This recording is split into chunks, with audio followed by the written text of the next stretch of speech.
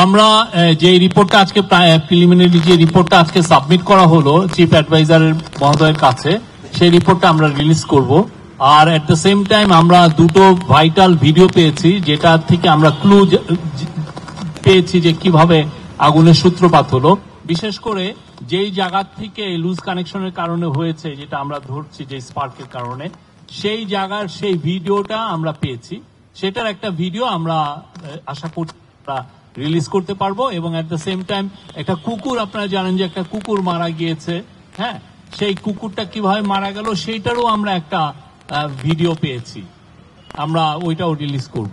সচিবালয়ে এইরকম কোনো ফায়ার আর যেন না ঘটে এবং সেটার জন্য যত রকমের ব্যবস্থা নেওয়া যায় সেই ব্যবস্থাগুলোর জন্য আমরা নিতে পারি, সে বিষয়ে উনি সবাইকে বলেছেন। এবং বিশেষজ্ঞ মন্ডলী স্যারকে জানিয়েছেন যে না, তারা তাদের ফাইনাল রিপোর্টে এই পুরো বিষয়গুলো থাকে। আমি সরকারি সচিবকে